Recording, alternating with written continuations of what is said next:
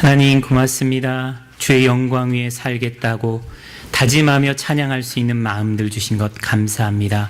이 시간 주의 말씀 우리 심령에 허락해 주시고 그 말씀으로 다시 한번 밝은 영혼의 눈을 허락해 주셔서 우리 하나님을 밝히 보고 순종해 나아갈 수 있도록 주의 길 따라갈 수 있도록 은혜 베풀어 주시옵소서. 예수님 이름 받들어 기도드리옵나이다. 아멘. 대림절 세 번째 주일 하나님 주시는 말씀은 누가복음 1장 26절에서 31절의 말씀, 또 고린도후서 6장 1절의 말씀입니다. 먼저 누가복음 1장 26절에서 31절의 말씀을 제가 받들어 읽겠습니다. 하나님 말씀 경청하시기 바랍니다. 여섯째 달에 천사 가브리엘이 하나님의 보내심을 받아 갈릴리 나사렛이란 동네에 가서 다윗의 자손 요셉이라는 사람과 약혼한 처녀에게 이르니 그 처녀의 이름은 마리아라. 그에게 들어가 이르되 은혜를 받은 자여 평안할지어다. 주께서 너와 함께 하시도다 하니 처녀가 그 말을 듣고 놀라 이런 인사가 어찌함인가 생각하매 천사가 이르되 마리아여 무수하지 말라. 내가 하나님께 은혜를 입었느니라. 보라 내가 잉태하여 아들을 낳으리니 그 이름을 예수라 하라. 아멘. 하나님의 말씀입니다. 우리 18절 말씀 한 목소리로 함께 받들어 읽겠습니다. 함께 읽습니다. 그에게 들어가 이르되 은혜를 받은 자여 평안할지어다. 주께서 너와 함께 하시도다 하니 아멘. 고린도서 6장 1절의 말씀 우리 한 목소리로 함께 받들어 읽겠습니다. 함께 읽습니다. 우리가 하나님과 함께 일하는 자로서 너희를 권하노니 하나님의 은혜를 헛되이 받지 말라. 아멘. 오늘은 누가복음 1장 26절에서 31절 말씀, 고린도후서 6장 1절 말씀을 통해서 은혜를 받은 자여라는 제목으로 함께 하나님의 은혜 나누기를 원합니다. 예, 말씀 듣기 전에 옆에 있는 분들과 서로 다시 한번 인사 나누시겠습니까? 예, 반갑습니다. 예, 주 안에서 환영합니다. 요즘에 북한에서 엄청난 일이 벌어져서 전 세계 사람들, 특히 한국 사람들이 놀래고 있는데요.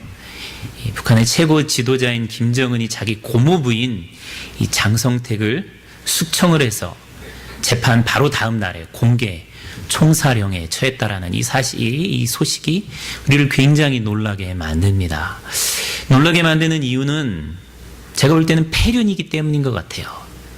아무리 그래도 자기 고모부인데 어떻게 고모부를 그렇게 공개 총살을 시킬 수가 있는가?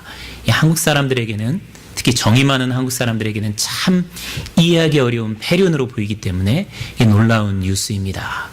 또 하나 놀라운 뉴스는 이게 굉장히 배은망덕한 배신자의 행위이기 때문에 그렇습니다. 사실 김정일이 죽은 다음에, 지금 현재 김정은이, 자기 아버지 김정일이 죽은 다음에 권력을 잡을 수 있었던 데는 자기 고모부인 장성택의 도움이 아니었더라면 최고 지도자의 자리에 오를 수가 없었을 거예요. 자기 고모부가 후견인 돼서 자기를 도와주었기 때문에 자기가 권력을 얻게 된 것입니다. 그런데 지금은 자기가 최고 권력자가 되고 나서 자기 고모부가 거추장스럽고 부담스러운 거예요. 그래서 제거해 버린 겁니다. 이것은 은혜를 원수로 갚은 배은망덕한 행동이기 때문에 우리가 볼 때는 더욱더 충격스러운 일이고 참 이 놀라운 일이 되는 것이에요. 근데 역사를 돌아보면 이런 은혜를 원수로 갚은 배은망덕한 일들이 한두 건들이 아닙니다. BC 44년 3월 15일에 우리가 잘 아는 이 로마 제국의 기초를 놓은 시저 캐시아르가 원로원, 오늘날로 얘기하면 국회죠, 의회죠, 그 의사당으로 올라가는 계단에서 자기의 신복인 브루터스에게 암살을 당했습니다. 암살 당하는 순간 시저가 내뱉은 말, 아니 브루터스 너 맞아 라는 말은 주사위가 던져졌다. 그 말과 함께 시저가 남긴 아주 유명한 말로 우리에게 남겨져 있습니다. 브루터스 너마저도. 이것은 자기가 믿고 신뢰했고 정말로 자기가 생각했을 때 충복이고 절대로 배신할 것 같지 않았던 사람인 이 브루터스가 배신을 했기 때문에 그 말을 남기고 죽은 것입니다. 사실 브루토스는 공화주의자였어요. 공화주의라는 말은 국가를 다스리는 이 사람은 백성이나 혹은 귀족들에 의해서, 원로원에 의해서 선출된 사람이 국가를 다스려야지, 한 사람이, 개인이 왕으로서 다스리고 또 그 왕의 자식들이 다스리는 그런 왕정을 거부하는 사람들을 가리켜서 공화주의자라고 합니다. 이 브루토스는 공화주의자였어요. 그런데 그 전에 BC 45년에 시저가, 이 캐시아르가 원로원으로부터 평생 독재를 해도 좋다라는, 집정관 해도 좋다라는 이 승인을 받았어요. 그러니까 독재가 시작이 되고 왕정이 어떻게 보면 시작이 된 것입니다. 그래서 브루토스는 그것을 참을 수가 없어서, 독재를 그냥 두고 볼 수가 없어서 암살을 한 것입니다. 마치 박정희 대통령이 유신헌법을 통해서 평생 독재하려고 했을 때 중앙정보부장이었던 김재규가 그것을 보지 못하고 암살한 것과 같은 거의 유사한 사건입니다. 어찌 보면 브루토스는 민주화 운동을 했던 민주화 투사일 수 있습니다. 그런데 역사는 이 공화주의자 브루토스를 민주화 운동을 했던 민주화 투사로 기억해 주지 아니하고 배신자로 역사는 기억하고 있습니다. 왜 그럴까? 왜 공화주의자 브루토스가 배신자로 더 많은 사람들에게 기억되고 있을까? 그것은 은혜를, 참 시저가 많은 은혜를 베풀어 주었는데 그 은혜를 암살로, 원수로 갚았기 때문입니다. 이 브루토스가 처음 정치에 입문했을 때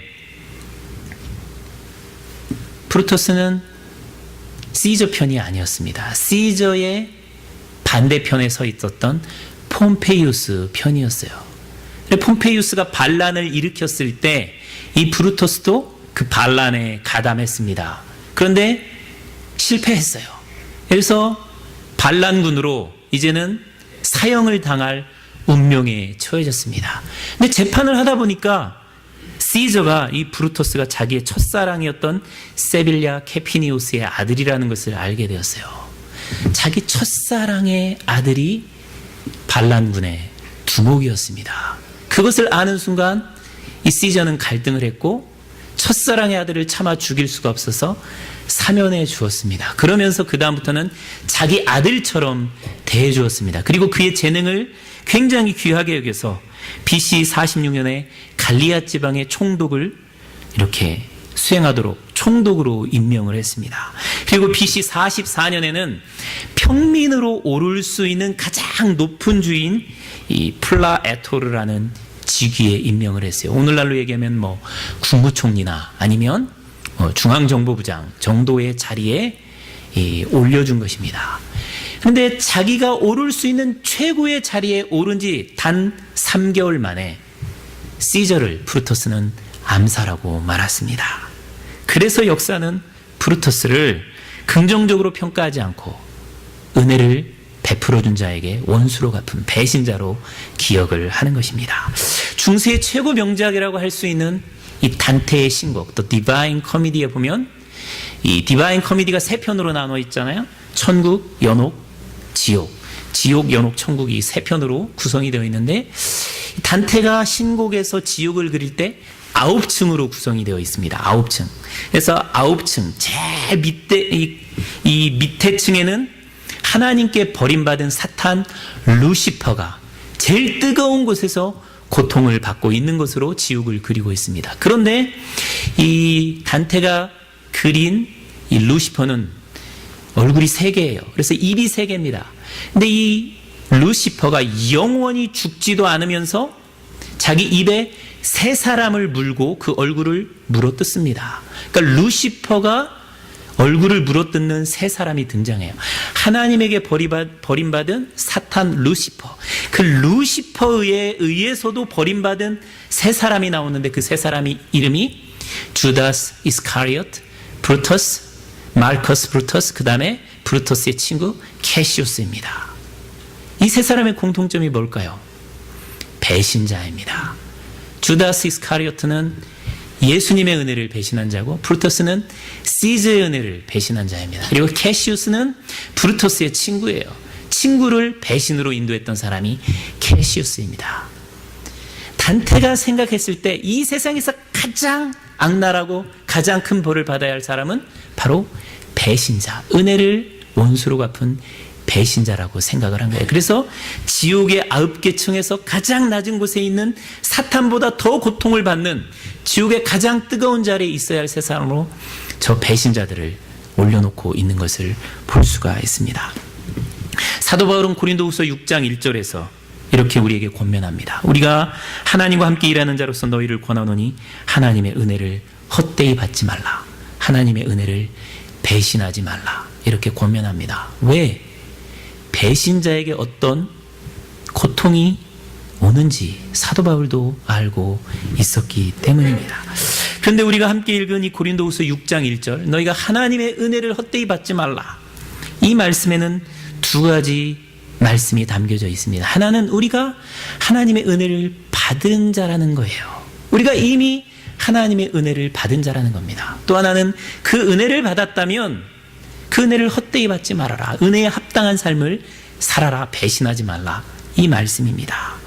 우리 크리스찬의 정체성을 한마디로 표현하면 은혜 받은 자입니다. 여러분, 은혜라는 뜻, 카리스마, 이것은 하나님이 우리에게 그냥 공짜로 값없이 주신 선물을 의미합니다.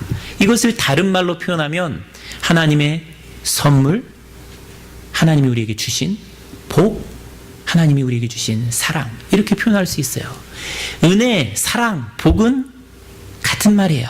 우리 크리스찬의 정체성은 나는 복받은 사람이라는 거예요. 여러분, 나는 죄수 온 붙은 사람 아니에요. 나는 저주 받을 사람 아니에요. 나는 복받은 사람, 은혜 받은 사람이에요. 우리가 크리스마스인데요, 크리스마스 때 크리스마스 이야기를 기록해 놓은 오늘 우리가 함께 읽은 이 누가복음에 보면 하나님의 천사가 우리 인간을 향해서 처음 주신 말씀이 등장하고 있습니다. 그것이 방금 전에 우리가 함께 읽은 말씀이에요. 뭐라고 말씀하세요? 천사가 마리아에게 말씀을 주세요. 뭐예요? 은혜를 받은 자여 평안할지어다. 주께서 너와 함께 하시도다. 은혜를 받은 자요, 선물을 받은 자요, 복을 받은 자요. 이게 하나님께서 우리에게 주신 첫 음성이에요. 우리가 받은 은혜, 우리가 받은 선물이 무엇입니까? 바로 예수 그리스도입니다. 하나님께서 우리에게 주신 복, 우리에게 주신 선물, 그것은 예수 그리스도입니다. 하나님께 은혜와 선물, 사랑을 받은 자요, 이것이 우리의 정체성이에요. 마리아에게만 그렇습니까? 아니에요. 우리에게도 마찬가지입니다. 30절에도 그러시잖아요. 마리아여 무수하지 말라. 내가 하나님께 은혜를 입었느니라. 우리는 은혜 받은 자, 은혜를 입은 자들입니다.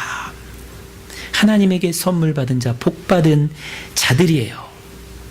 그 복 중에 가장 큰 복은 아들 예수 그리스도입니다. 근데 우리가 예수님만 복으로 받았습니까? 아니에요. 예수님을 통해서 받은 복들이 무궁무진합니다. 우리가 죄사함의 은혜를 받았고요, 우리가 구원받았어요. 우리가 영생을 선물로 받았어요. 우리가 하나님의 나라를 선물로 받았어요. 또 이 세상 가운데서 정말로 이기적인 자들이 예수님의 사랑을 따라서 사랑하려고 애쓰는 그런 삶을 살아갈 수가 있어요. 그리고 우리의 인생이 허무하지 않고, 우리 인생은 죽음으로 끝이 아니라 영원한 하나님 나라가 있기 때문에 그 소망을 갖고 우리는 살아가는 사람들이 되었습니다. 이 놀라운 복들을 우리는 예수님을 통해서 받았습니다. 이 모든 것들이 우리에게 주어진 하나님의 은혜와 선물, 복이에요. 지난주에 미국에서 가장 큰 이슈 중에 하나가 뭐였냐면 메가밀리언스 라러리였어요. 예? 메가밀리언스 라러리가 4억 2천만 불이 넘었는데 13일의 금요일이라 당첨자가 나오지 않았습니다. 예, 우리들 가운데도 복권 사신 분들이 많이 있을 것 같은데요, 정말로 수많은 뉴스, 수많은 사람들이 복권 이야기를 해요. 우리 교회 복사기를 고쳤는데, 복사기를 고치러 온 그 헝가리 이민자 출신인데, 그 사람이 나한테 처음 하는 인사가 너 복권 샀냐 했어요. 너 라러리 샀냐? 아니 안 샀는데 넌 샀냐? 그러니까는 나는 게임할 때마다 안 돼가지고 이번엔 좀밖에 안 샀다 이러더라고요. 사람들은 돈이 복입니다. 그래서 복을 받기 위해서, 돈을 벌기 위해서 뭔가를 하는 거예요. 그런데 꼭 돈만 복이냐?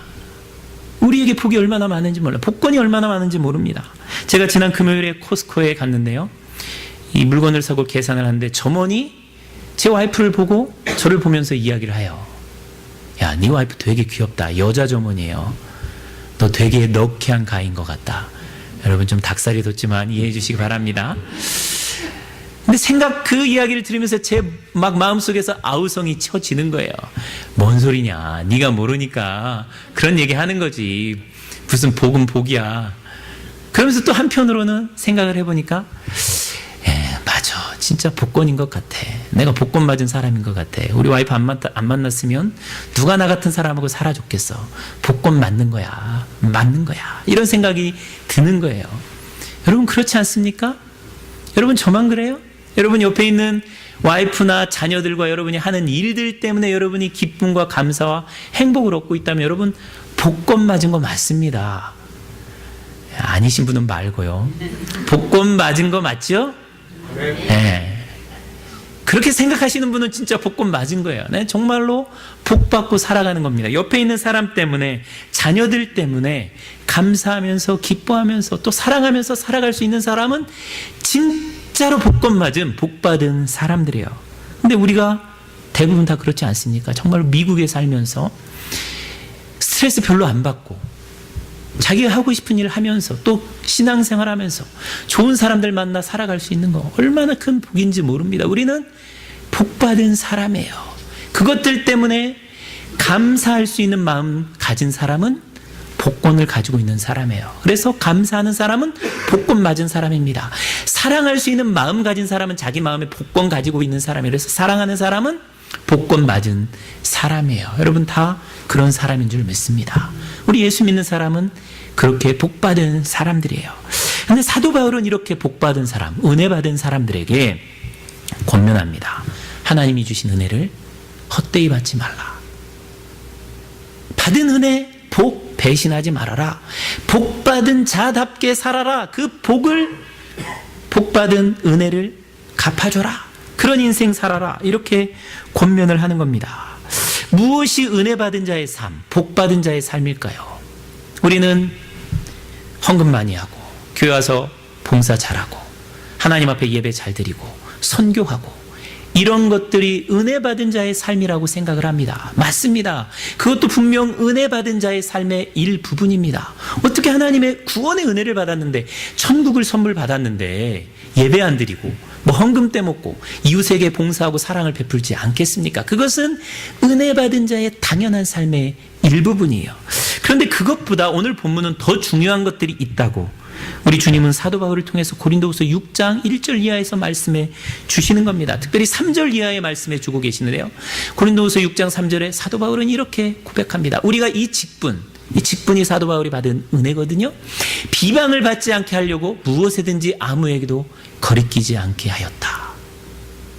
이게 사도 바울이 은혜 받은 사람의 태도로 말씀해 주는 겁니다. 은혜 받은 사람은 어떤 삶을 살아간다? 비방받지 않고 아무도 거리끼게 하지 않는다. 걸려 넘어지게 실족시키지 않는 삶을 살아간다는 거예요. 은혜 받지 않은 사람들, 은혜 받았는데 배신하는 사람들, 헛되게 사는 사람들은 그러면 어떤 삶을 살아가는 거예요?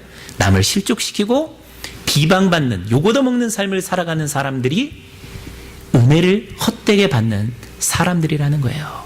은혜를 헛되게 받은 사람은 남을 걸려 넘어지게 하고 요거도 먹는 삶을 살아가요. 그러나 은혜에 합당한 삶을 살아가는 사람은 남을 세워주고 칭찬받는 삶을 살아간다라고 말씀해 주는 것이지요. 오마의 현인이라고 불리고 미국에서 가장 큰 이 부자 중에 한 사람인 워런 버핏이 대학생들에게 이런 충고를 줍니다.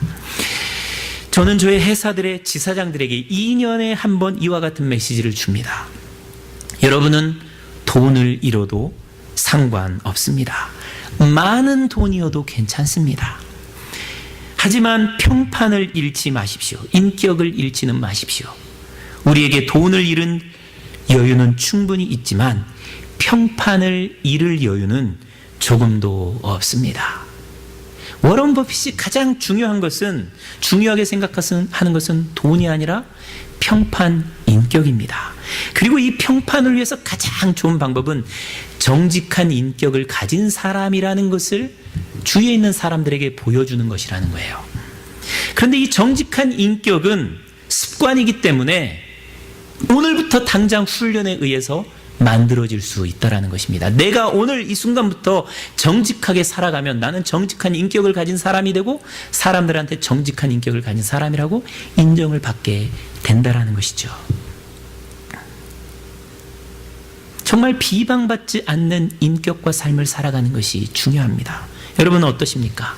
살면서 좋은 평판 얻어가고 계십니까? 아니면 저 사람 겪어보니까 진짜 들었던 대로 문제 있는 사람이야, 이런 비방받는 평판을 얻어가고 계십니까? 저 사람의 비즈니스 정말로 갈수록 좋은 것 같아. 저 사람의 비즈니스 갈수록 진짜 문제가 있는 것 같아. 어떤 소리를 듣고 우리는 살아가고 있습니까? 어느 목사님이 말씀하기를 자기 영혼의 거울을 들여다볼 줄 모르는 사람은 몬스터, 괴물이 되어간다, 그렇게 말씀하는 것을 들을 수 있었습니다. 자기 영혼의 창을, 자기 영혼의 거울을 보지 않는 사람들은 비방받을 때 자기를 돌아보지 않습니다. 다 남 탓이에요. 저 사람이 문제가 있어서 나를 이렇게 비방하는 거야, 그렇게 이야기를 합니다. 나는 잘못이 없다 생각합니다. 자기 영혼을 돌아볼 때 비방받지 않는 삶을 청산할 수가 있어요. 누가 보지 않을 때 비방받지 않는 삶을 살아가는 것도 중요합니다. 왜?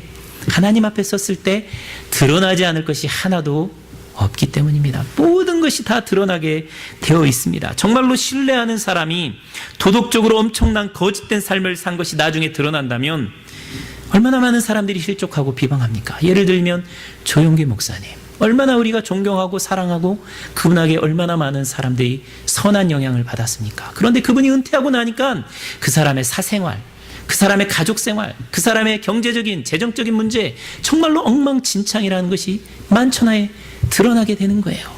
밝혀지지 않았다면 모르겠지만 드러나니까 얼마나 많은 사람들이 그것 때문에 실망하고 실족하고 정말로 얼굴을 들 수 없는 그런 일들이 벌어지는지 모릅니다.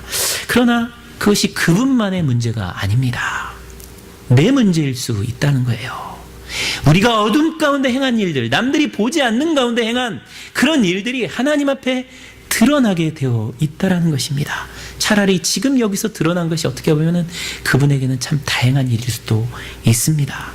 그분을 보면서 질문해 보는 거예요. 나는 정말로 비방받지 않는 삶, 은혜에 합당한 삶, 은혜를 배신하지 않는 삶을 살아가고 있는 것인가?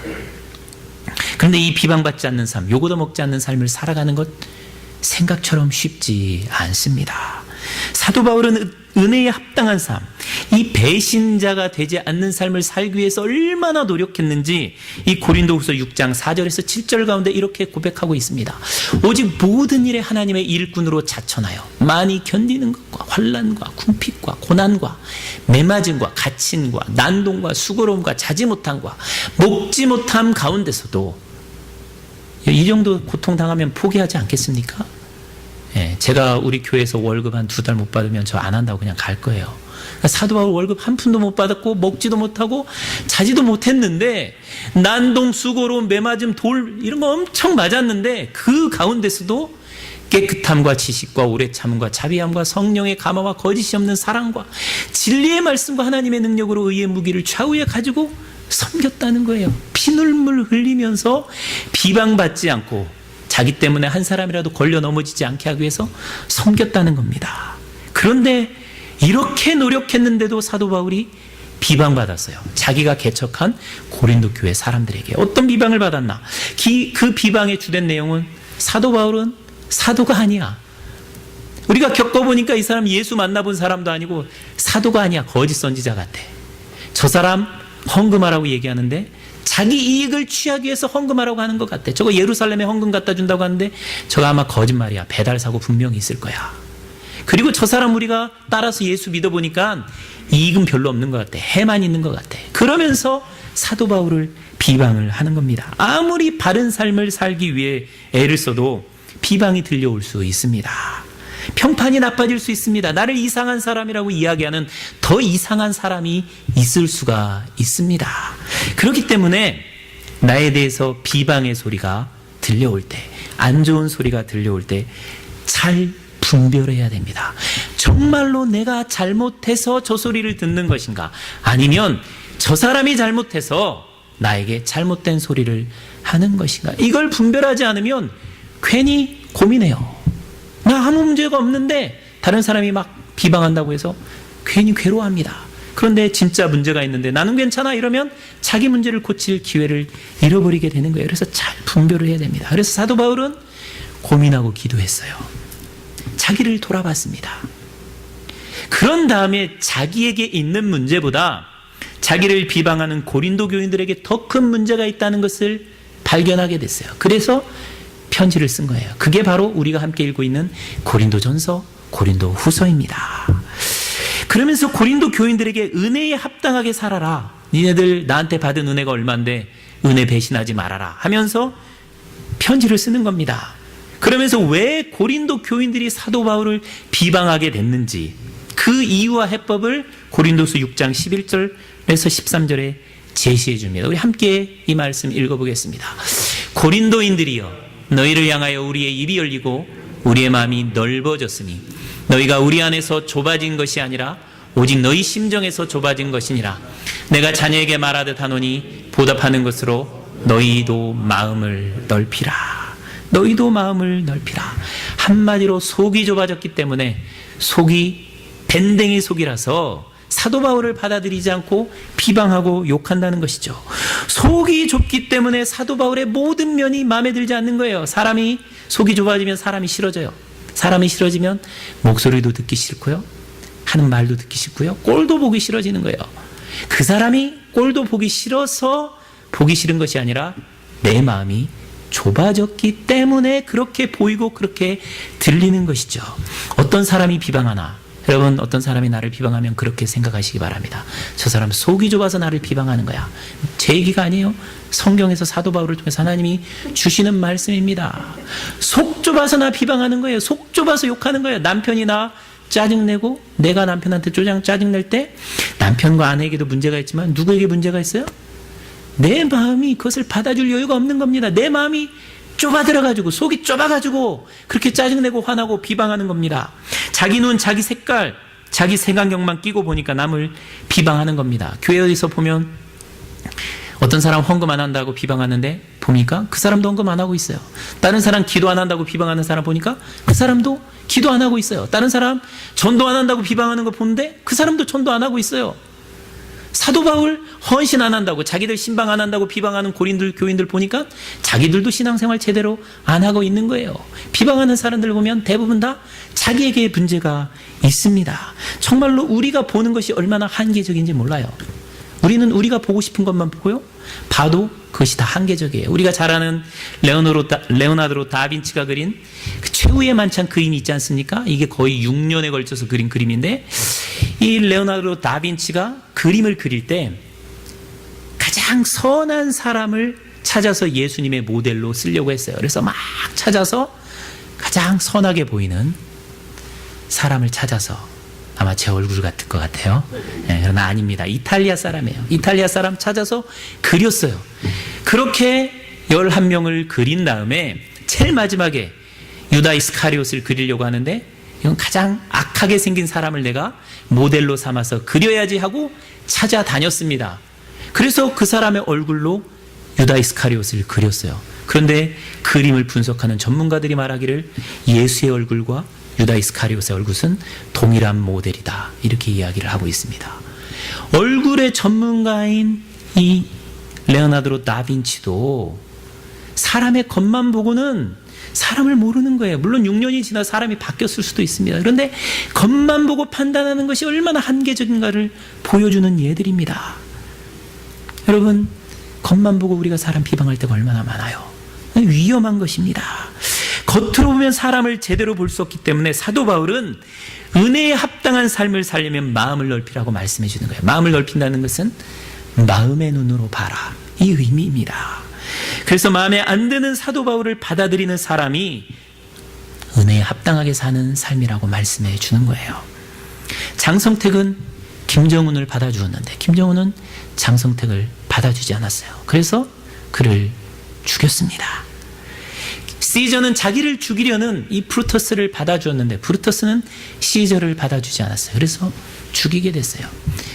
예수님은 문제 많은 유다를 받아주었는데 유다는 예수님을 받아주지 않았어요. 그래서 죽음에 넘겨주게 되었습니다. 자기 속이 좁아져서 사람을 받아주지 않으면 결국에는 사람을 죽이는 데까지 이르게 되는 것이죠. 우리 사랑하는 성도 여러분, 사람의 마음이 좁아지면 사람을 받아들이지 못합니다.